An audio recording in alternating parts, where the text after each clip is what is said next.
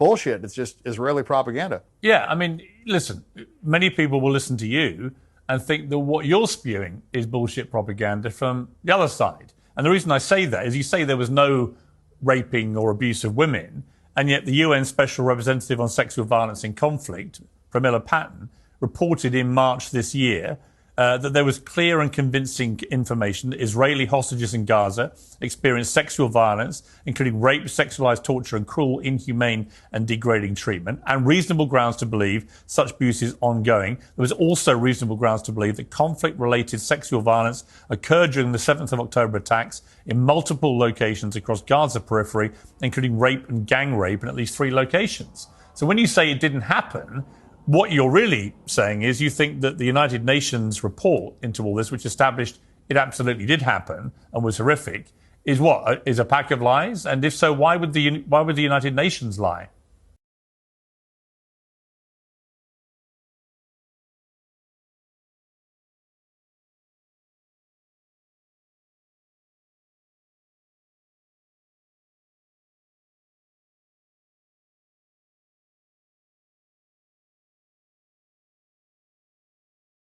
Although I received information from sources that I cannot disclose for confidentiality reasons, that there is a handful of survivors who are unfortunately not willing to speak out. They are undergoing very specialized trauma treatment and are very disoriented.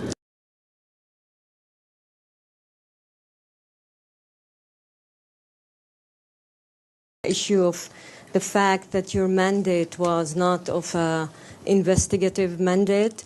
And the question for me is then, if it wasn't investigative, why then issuing the report? If you could clarify that. And then there are several issues that you both talked about, and if you could clarify the issue of information and evidence, because you keep talking about you got information, but I'm not sure if it's the same as evidence, or my impression was that you're making differentiation. If you could please clarify that. Information versus evidence, I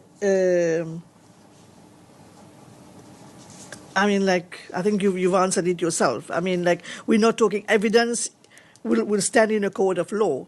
We did not collect, we are not the custodian of any material from this, and your question is about the raw footage or the photos. We did not, so we have nothing.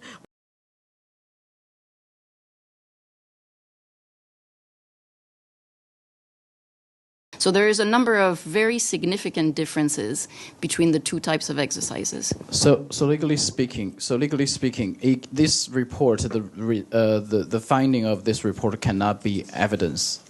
No, not at all. Okay. Like I said, the findings will be used for the purpose of the annual report of the Secretary General, which will be debated before the Council on the 25th of April. And given the methodology of our work, we need UN verified information in information that we pass on to the Security Council.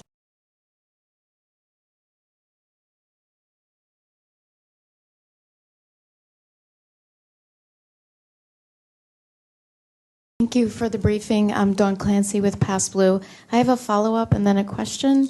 You mentioned the survivors that you didn't get to meet with, that you were told that they are seeking specialized treatment, they're too traumatized. How do you know that? Who told you that they're seeking? I'm sorry, I cannot disclose that information. Okay.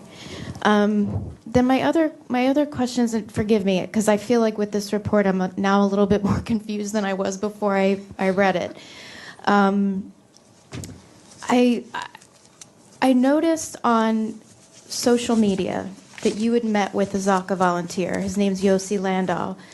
Yossi Landau has been in the media. He was in the New York Times investigation that has been through the shredder at this point as far as figuring out what's accurate and what's not.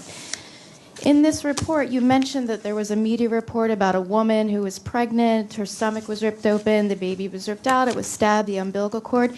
That story came from Yossi Landau, who on social media, you can see on their Zaka Instagram page you met with. So when I see that, and then I read this report, I'm lost. To what extent do I believe this? This isn't an investigation, but it kind of is. So then how is this any different than the New York Times story if you're just collecting evidence? I'm just really trying to, I mean, if I'm not being clear, please let me know and I'll try to. Well, you are indeed not very clear, but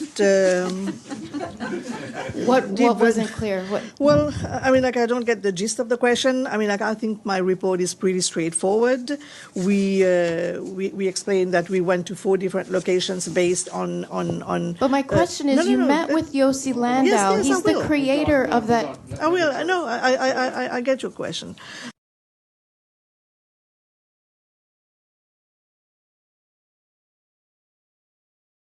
You used the words reasonable grounds quite often. Is there a scale of how that ranks in terms of credibility, and how would you describe that?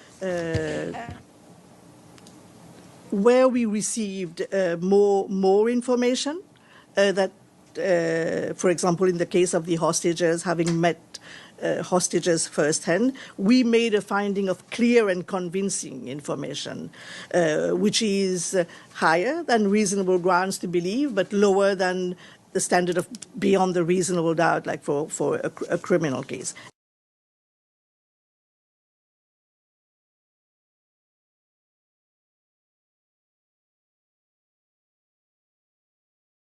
With regard to your call for, or you saying that, you know, a fully fledged investigation is needed to sort of look at the scope and attribution and whatnot, who do you think might be best placed to carry out such an investigation?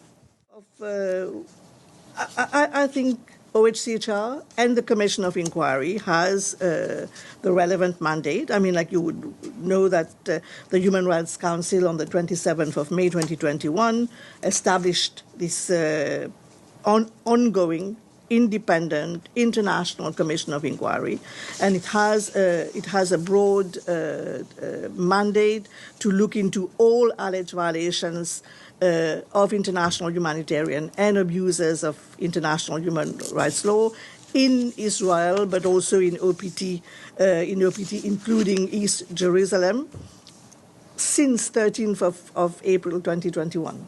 So I think the COI is the best place to do this work.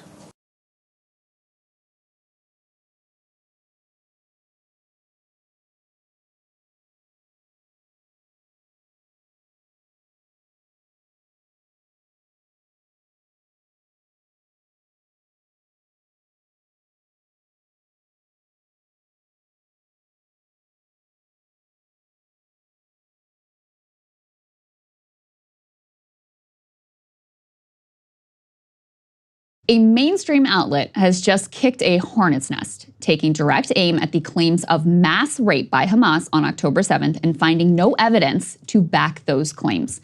No surprise, a massive backlash has already begun, so let's take some time to dig into this one.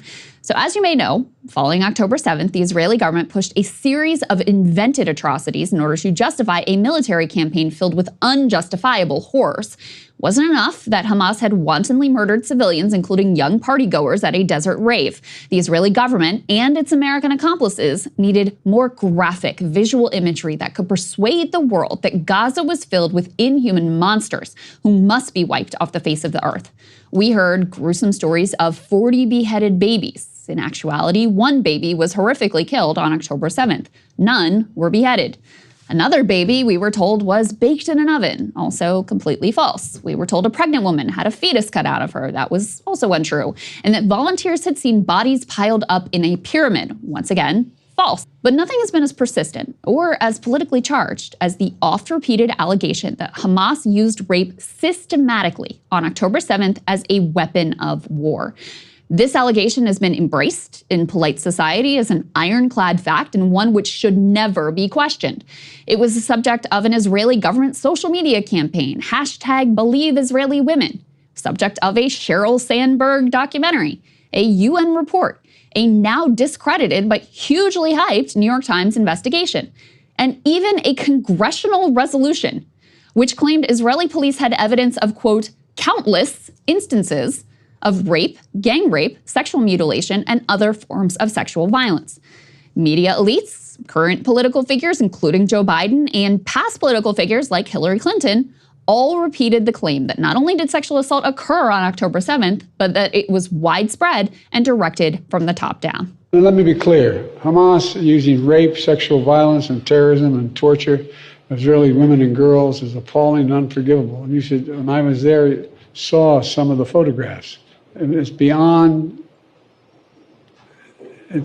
comprehension. We had 2 events last week. We had 3 panels about Ukraine, and they were superb. They went off without a hitch. We learned a lot and were challenged.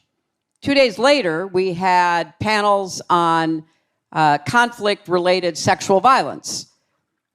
It included Ukraine, Sudan, the Democratic Republic of Congo, and Israel.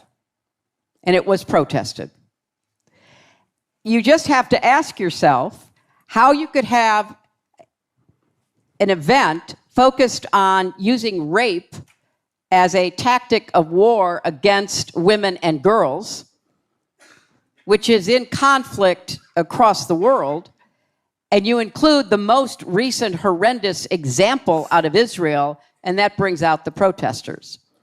So there is an invidious strain of anti-Semitism that has never gone away, but we had hopes. It had been certainly submerged, that has been poking its head up for quite some time now.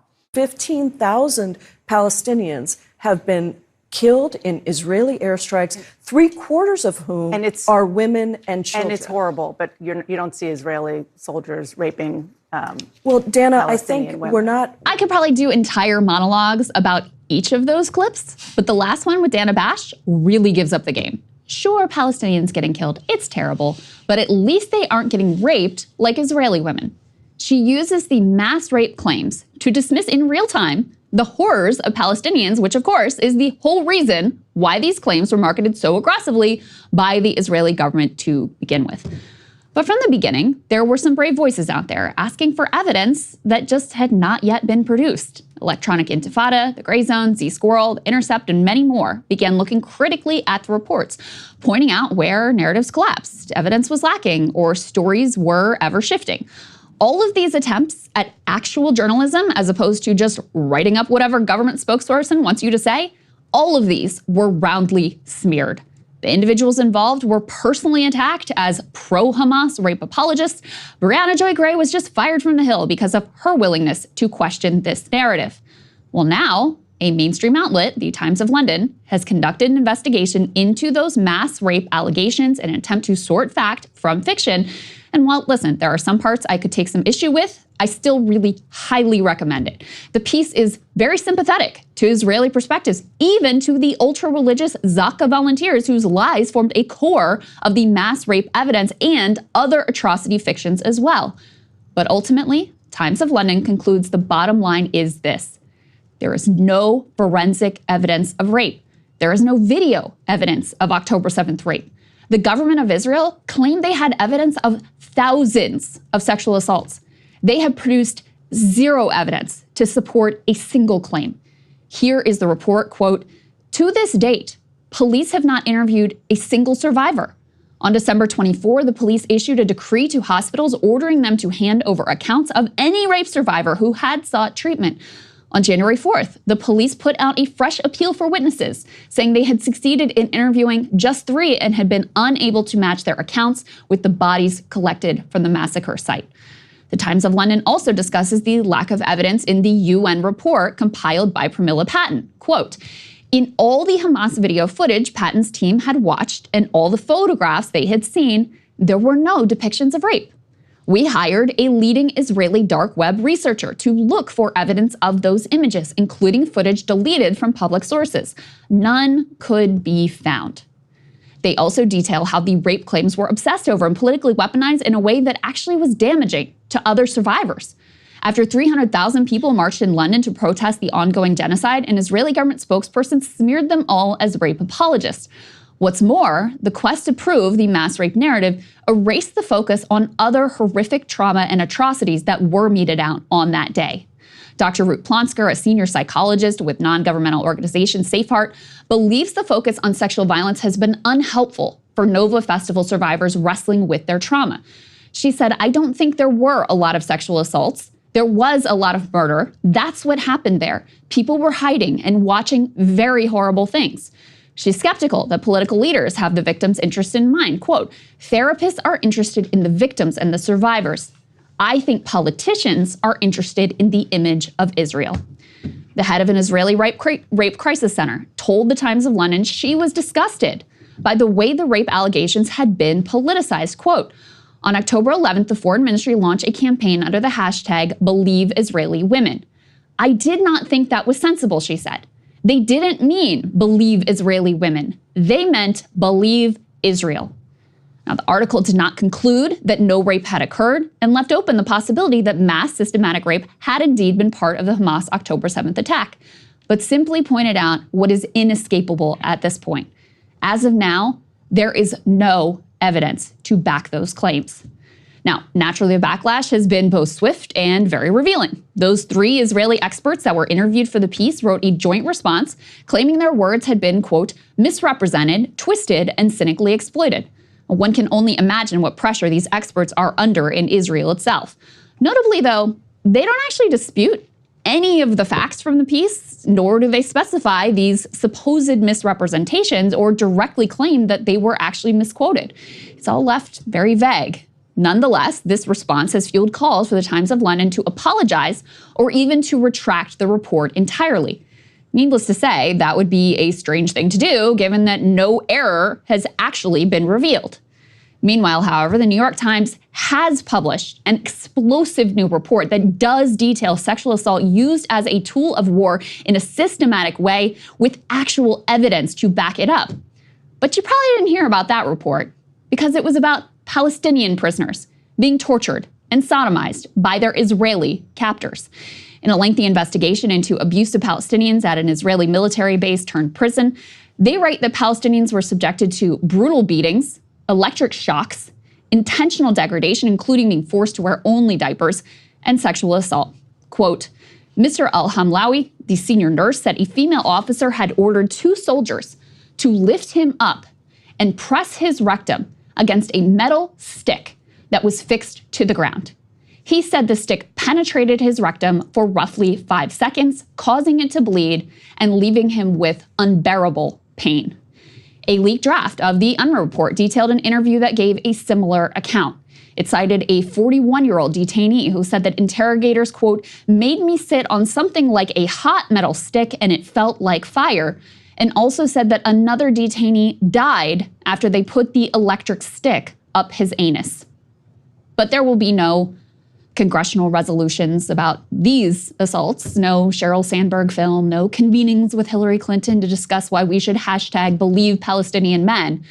Because Bibi and Biden, they never cared about human rights or protection from sexual assault. Hell, they don't even actually care about Israeli women since they're content to continue to let hostages languish in Gaza with no ceasefire deal.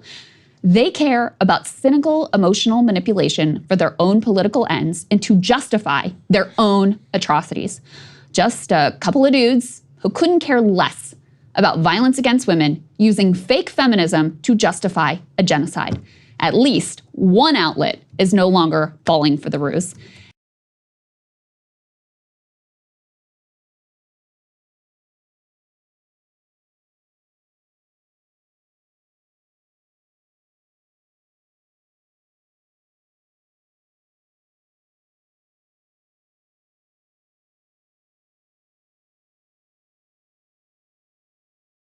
I just have to pull you up here. In your press conference, you said that you did not have evidence, but findings. Could you clarify, please? I did not collect evidence. I collected information. My mission was about gathering analysis and verification of information, because I did not conduct an investigation per se, and I do not have an investigative mandate. My findings are based on first-hand information, interviews of recently released hostages.